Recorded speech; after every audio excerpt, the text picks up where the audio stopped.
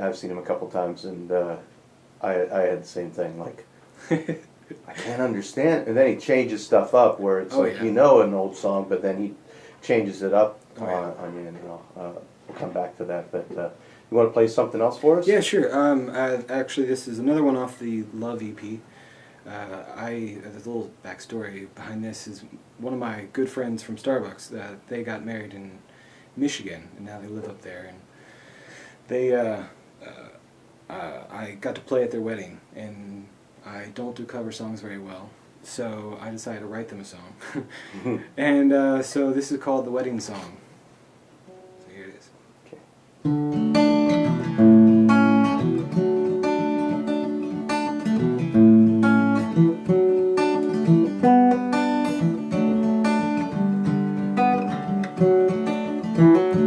I was born just for you. I know you were born for me too. I got lost in the starry nights. Then I saw a star shining so bright, guiding me closer to you.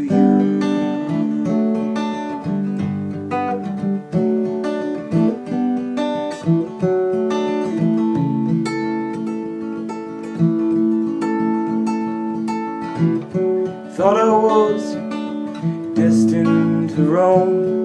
You gave me your hand, sang me your song.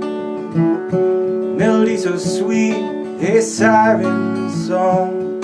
I'd face any danger, I'd face any harm, guiding me closer to you.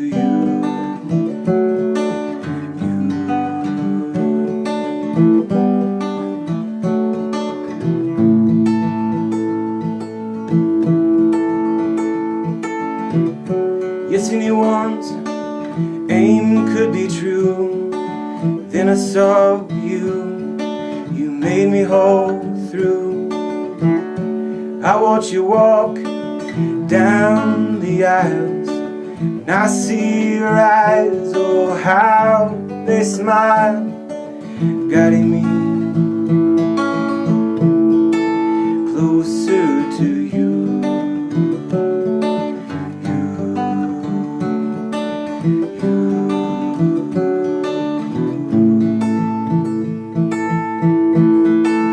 Closer to you,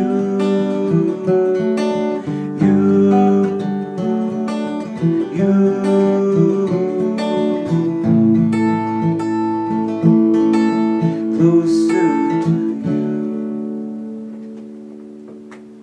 Nice. Man, that'd be a great wedding song. Oh, hopefully. Yeah.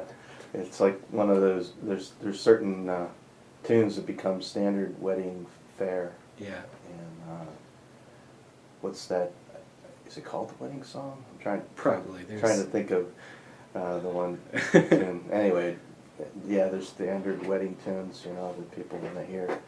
I've never been good at that either, like cover tunes, where I'll start trying to learn one, and then I end up writing my own song out of it. Like I'll just start noodling around, and I started playing James Taylor stuff at first. I had a good friend who taught me how to, finger pick some stuff, and he lost touch with him over the years. But he's the guy that kind of showed me how to do some Dan Fogelberg and James Taylor stuff, like Something in the Way She Moves, and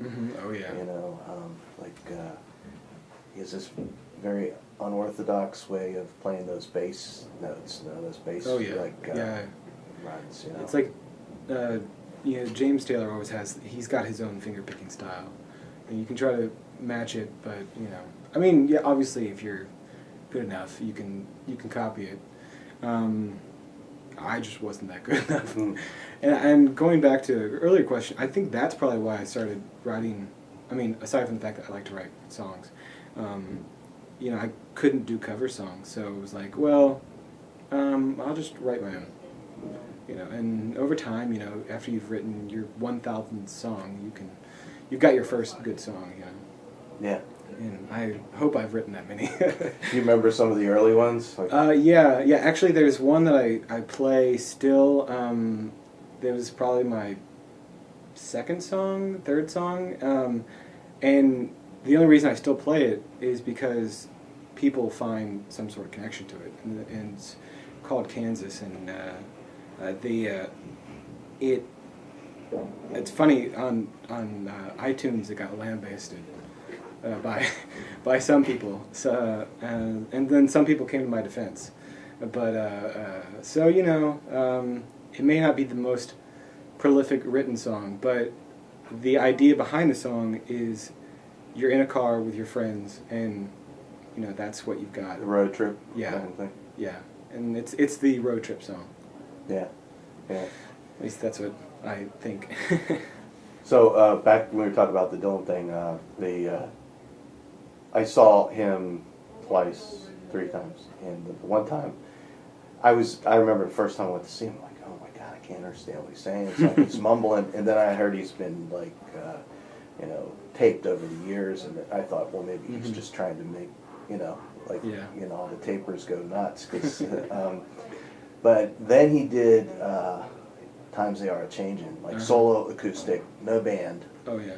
And he enunciated, and you could hear everything he was saying, and the magic thing just happened. It was like, oh my God, I'm seeing Bob Dylan play Time There. You know, play this song, you know, and that was probably like 10 years ago or something, maybe 15 years ago, and I was like, oh man, that was taking me back in time, you know. Yeah. Like this, you know, but yeah, I've gotten into those. He was just on the Grammys. With Mumford and Sons. Yeah, I saw that. And, you know, some of my friends on Facebook were dissing him and like, you know, Bob Dylan, hang it up, man. You know, you should have. Yeah. And I was like, no way. I don't care if he comes out and he just goes, ugh. Yeah. He's earned a bit of respect. You know, and actually Mumford and Sons, that you mentioned them, they put on a great show too. So if you're out there, you know, if you're wanting to go see a great show, and they have to be in the neighborhood, go see it. I saw them at the War Memorial, I think it was, in Nashville, and you know, it's packed. And on the floor, it's kind of like a ballroom floor, and all of these kids are, you know, I hope I'm including myself in that, kids, but everybody was jumping up and down all at once, and they are the type of act that, you know, really suck you in.